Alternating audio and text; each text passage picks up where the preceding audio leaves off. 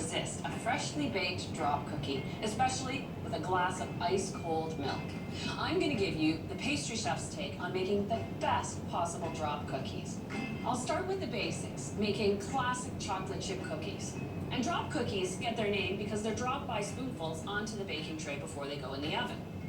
Then I'll advance the technique with chewy oatmeal raisin sandwich cookies, and these have a creamy peanut butter filling between them. Then I'll turn a basic drop cookie into an elegant dessert with warm peanut butter cookie cakes, and these have a melting caramel center. And if that wasn't enough, how about ice cream sandwiches? Making homemade chocolate ice cream to sandwich between two chocolate chip cookies. But now we have to start with the basics, the classic chocolate chip cookie. I'll start by measuring out half a cup of butter. That's 4 ounces by weight, and I find it's easier to measure by weight than putting my butter into a measuring cup. I've got exactly 4 ounces there. I judge a good chocolate chip cookie on that balance of crispy outside, chewy inside, sweetness to dark chocolate chips, and it's all about those nuances. I find to get just that right amount of sweetness, I need half a cup of granulated sugar and also half a cup of light brown sugar. It's easy enough to make drop cookies by hand, but an important step is this process called creaming, using your spatula and rubbing against the side of the bowl, the butter and the sugar, to cream the butter and sugar together. And that lends structure to the cookies so they'll hold together, they won't crumble apart.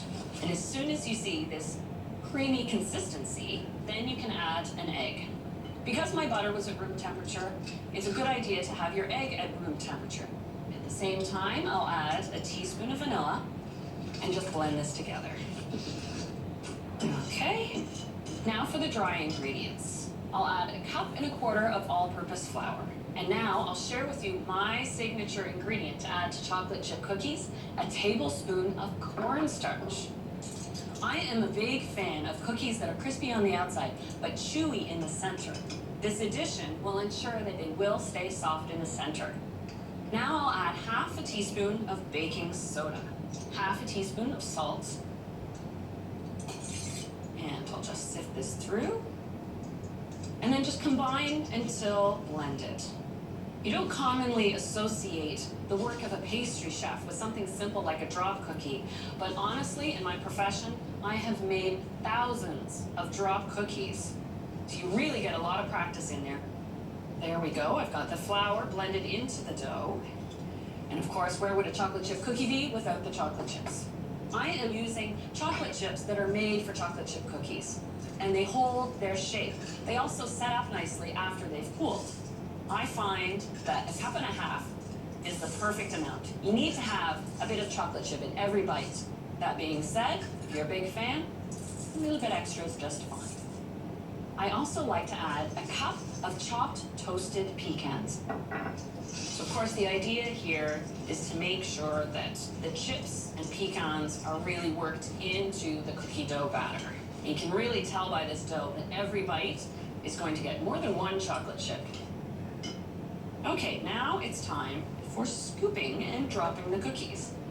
The simplest technique is to just use a measurement of about 2 tablespoons.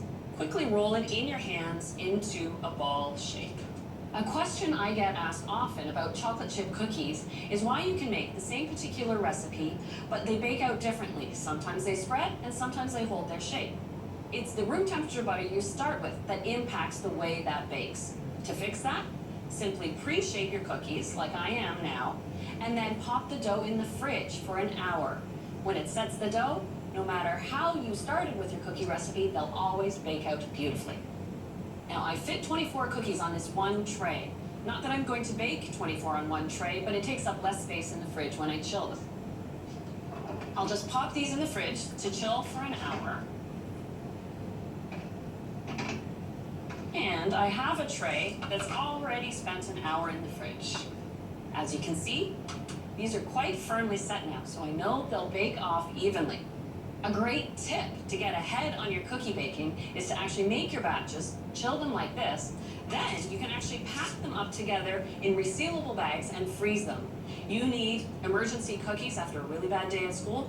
Pull out 2 or 3, let them thaw for 20 minutes on the counter before baking, and you've got freshly baked cookies on the spot. So now, of course, I have to make room for the cookies to bake.